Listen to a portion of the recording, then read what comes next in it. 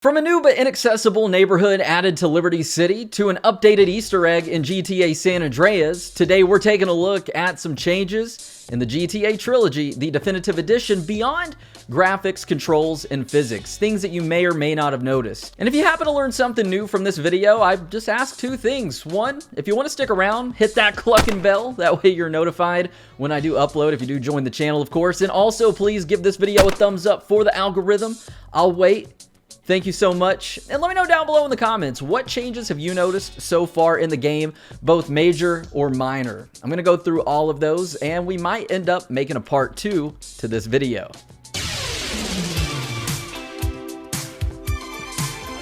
The first of many changes comes in the form of a cosmetic upgrade to Shoreside Vale in Grand Theft Auto 3. So in this borough, normally there would just be a bunch of hills with trees and nothing else on them, but in the definitive edition, Shoreside Vale has been upgraded, and we can actually see there are homes in the hills, and it's more prevalent at night when it's lit up, but this minor detail has made a major improvement, in my opinion, to Liberty City just in this residential area, simply because of how good it looks at night. And even in the daytime, you really can't see anything too much. They look like low resolution homes or just polygons up in the hills. So again, at nighttime, just cruising through Liberty City, it is a neat upgrade to see. Now, one of the more interesting changes made to Grand Theft Auto 3 in the definitive edition is the See You in Miami billboard. So if you're not too familiar with Grand Theft Auto 3 and its origins, in the original GTA 3, there's a billboard that says "See You in Miami." And if you're not familiar with Rockstar's history, in 2001, GTA 3 came out. This billboard was in there. And in 2002, we saw Vice City that took us to Miami, or Vice City, the in-game version of Miami, obviously. And GTA 3 was teasing us and telling us exactly where we were going back then. And now it's been changed. This is an image of Grand Theft Auto 5. It says "See you soon," but at the bottom it says Francis International Airport, which is Liberty City. So what could this possibly be hinting at? And while I have some theories on what this could mean, I'm going to save that for another video. Now, as we arrive in Vice City, if we take a moment to just stop, drop, then wiggle with it. Yeah, I'm kidding. But if we take a moment to really stop and take a look in the background, we can see an error. And this might have been changed already in the day one patch, so it does qualify as a change either way. But there's a sign in the background that says "Welcome to Vice City," and there happens to be a spelling error. The E is left off of the word welcome, so welcome to Vice City, y'all. This was pointed out yesterday, actually. I saw this, and I thought it was comical because we're humans and nobody's perfect and mistakes are made. And the fact that someone out there spotted that mistake instantaneously made me laugh. Like, have y'all ever been watching movies and you notice like mistakes, like a camera, or like you see a second camera or a microphone hanging down at the top of the screen? Little things like that are neat when you come across them, and that's exactly what we have here. Another interesting change that I did notice in Vice City, aside from how beautiful this place is now, even though it was before, is the Ghost Tower has been removed. So what is the Ghost Tower exactly? Well, way back in the early days of Vice City, when you were on one side of the map, the other side isn't loaded in all the way. And because of that, you could actually see the remnants of the beta version of the airport, where exactly it was supposed to be and extend to, and you would see an air traffic control tower that wasn't actually there when you flew to the other side of the island and it loaded in. So that's where the Ghost Tower came from. And while flying around Vice City, it seems like that has been changed, obviously, because the graphics and everything are freshly polished. So that was a change I was not expecting to see, but at the same time was expecting to see. So minor map change there, but that is another one for Vice City. All right, so this change here is a bit different, and some of y'all may have picked up on this and you may not have, and it really means nothing at all, but it's just a minor detail that, again, has been omitted from Vice City and Grand Theft Auto 3's definitive edition. So when you go to the main menu, there's a little beep every time you scroll through, and that beep is from GTA San Andreas. However, in the original versions of GTA 3 and in GTA Vice City, Each game had its own little beep for its menu theme, or the pause menu theme as you scroll through, but that has been omitted, and in GTA 3, Vice City, and San Andreas, they are all the same, utilizing the theme from San Andreas. Up next, we've got a big one. That's what she said. Are those jokes even funny in 2021? I don't know. But yes, let's talk about the music. So this is something I discussed a few weeks ago, and I think a lot of us old school GTA fans were kind of up in the air about this and curious. So yes, there are removed songs and music from the definitive edition. There's around 46, 47, 48 total songs that I was able to find that have been removed. The brunt of those are from Vice City. There's 24, and 22 have been removed from San Andreas. It didn't look like any were removed from GTA 3, but yes, Billie Jean has been omitted from the definitive edition of Vice City, so that's kind of a bummer, especially in that very first mission when you're outside of Ken's office and you get in a car for the first time and Billie Jean is supposed to be playing.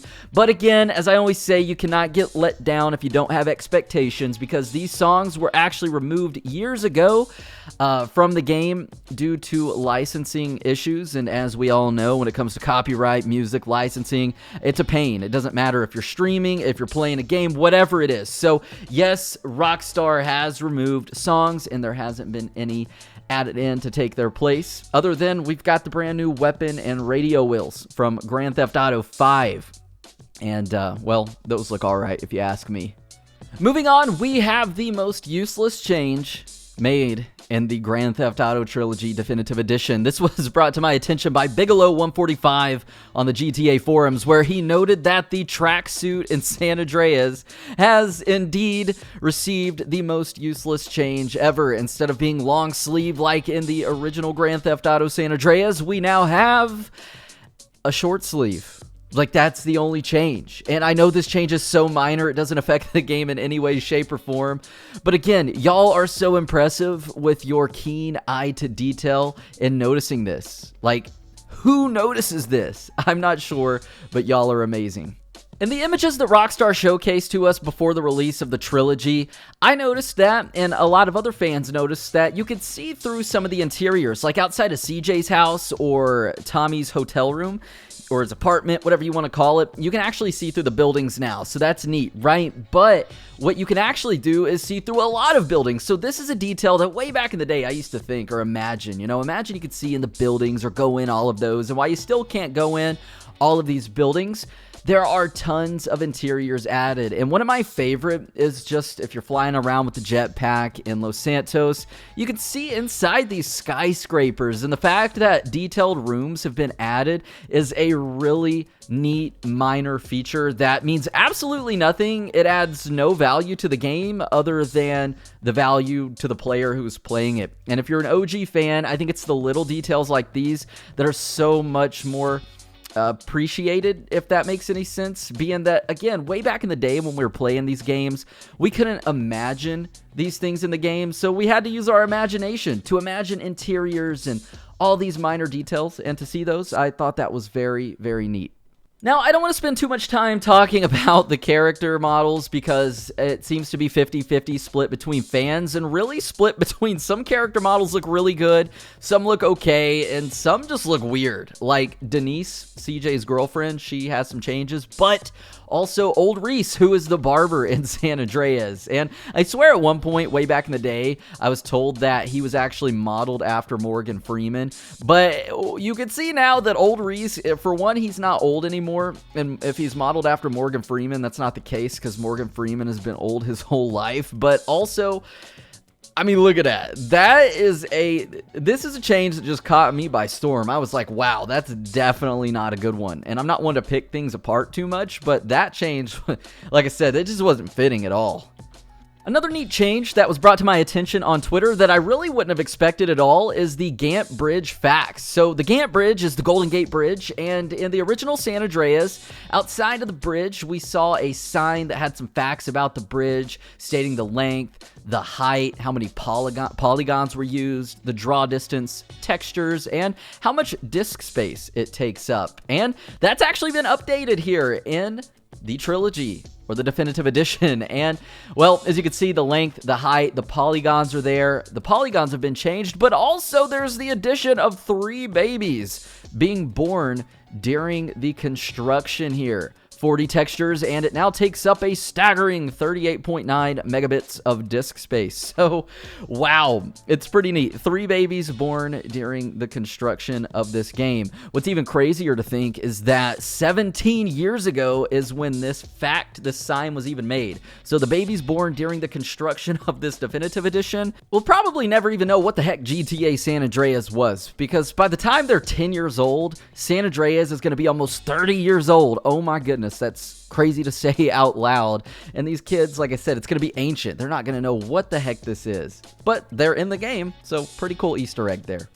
And the last change that I want to bring up, this is something I've actually wanted to make a video about for years because I saw an article literal years ago about the fact that GTA San Andreas, as big as the map feels, it's actually not at all. Like, before GTA 5, we play San Andreas, and this map feels huge. It always was. You got 3 cities, countryside, so much more. But in the definitive edition, with the lifting of the fog, or just the fog being removed that was around the map in the original San Andreas, it really puts into scale how small the map is, being the fact that you can see from one end to the literal other without this fog. So in case you didn't know, in the original San Andreas, the fog was there to give you the impression that the map was way bigger, and obviously we've known that that's not the case, but to see it now is truly mesmerizing. Where's all my Pokemon fans at? Because in GTA San Andreas, there is a store by the name of Juguetes Regalos, and this storefront, the sign has actually been changed in the definitive edition. In the original version of GTA San Andreas, on the sign, you can see some Pokemon characters like Ash Ketchum, Pikachu, Squirtle, and a few others. Well, in the definitive edition, this has actually been changed, and it's a very minor detail, but it's pretty neat. So, the changes of the Pokemon characters, they've now been replaced with the Impotent Rage, Princess Robot Bubblegum, and even Fred's Pictures mascot. So, some more GTA-esque businesses and themes. Very minor change there, but a pretty neat one as well. Shout out to whoever saw this. Well, those are some pretty insane and, well, minor changes in some cases to the Grand Theft Auto Trilogy, the definitive edition. Now, I'm sure there are tons more, and we'll end up making a part 2, but in the meantime, if y'all did enjoy, of course, be sure to click thumbs up. Join the channel by subscribing. That way you don't miss out. We've got tons of GTA Trilogy content coming. And as always, thank y'all for tuning in. I'm Zach Cox, and I hope to see you in the next video.